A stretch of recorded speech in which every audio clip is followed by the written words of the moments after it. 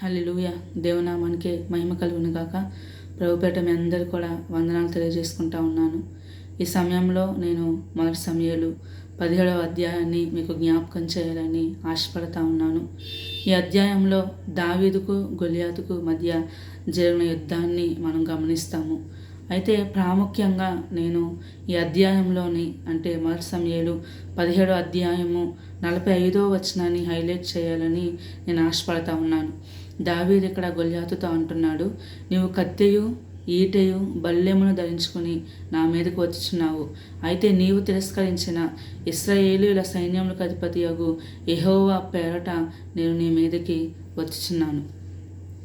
దావీదుకు గొలియాతుకు మధ్య జరిగిన యుద్ధాన్ని ఒకసారి గమనిస్తే ఇక్కడ ఒక అసాధారణమైన విషయం జరిగింది. అదేంటంటే దావీదు గొలియాతు ముందు ఏమాత్రం కూడా సరితూగడు. గొలియాతుకున్న అనుభవంలో దావీదు కొంచెం కూడా లేదు. గొలియాతు ఉన్న హైట్లో దావీదు సగం హైట్ కూడా లేడు. కానీ దావీదు ఎప్పుడైతే ఇదిగో నువ్వు అంటున్నావు కదా, నువ్వు దేంతో వస్తున్నావు, నువ్వు కత్తితో వస్తున్నావు, ఈటతో వస్తున్నావు, బల్లెంతో వస్తున్నావు. నా దగ్గర అయితే కత్తి లేదు, ఈట లేదు, బల్లెము ఏమీ కూడా లేదు. నా దగ్గర ఉన్న ఒకే ఒక బలమైన ఆశ్రయదుర్గము నా దేవుడు.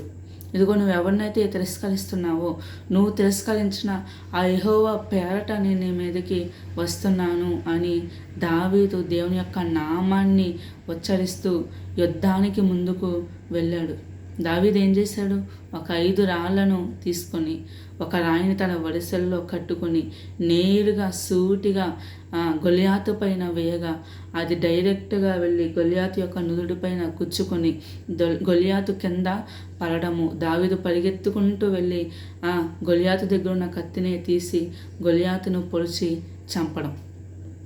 చూడండి, ఎంత గొప్ప అద్భుతమైన విజయాన్ని దేవుడు దావీదుకు ఇచ్చాడు. దీనంతటి గల కారణం ఏంటో తెలుసా? దావీదు యొక్క విశ్వాసం. చుట్టుపక్కల ఉన్న వాళ్ళందరూ కూడా అమ్మో గొలియాతుతో మనం ఎలా పోరాడతాము, ఒకవేళ గొలియాతుతో పోరాడితే నాకు విజయం వస్తుందా, చివరికి ఇశ్రాయేలు రాజైన సౌలు కూడా అమ్మో నేను ఏ విధంగా గొలియాతును జయించగలుగుతాను అని అందరూ కూడా భయపడుతూ ఉంటే యవ్వనస్తుడైన దావీదు మాత్రము భయపడలేదు. నిజమే, దావీదుకు ఎలాంటి యుద్ధ అనుభవం లేదు, తనకి ఎలాంటి ఎక్స్పీరియన్స్ లేదు, తనకి యుద్ధం చేయడం రాదు, కత్తి పట్టుకోవడం రాదు, బల్లెమును ధరించుకోవడం రాదు, ఏది వాడడము ఎలాంటి ఆయుధాన్ని పట్టుకోవడం దావీదుకు రాదు.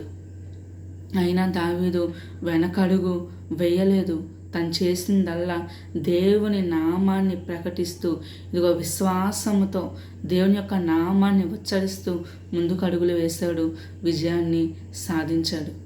ఈరోజు మన జీవితంలో కూడా గొలియాతు వంటి పరిస్థితులు లేదా గొలియాతు వంటి బలమైన దుర్గాలు మన జీవితంలో నిలిచినప్పుడు మనం ఏం చేస్తూ ఉంటామంటే దాని వైపు చూసి పారిపోతూ ఉంటాము.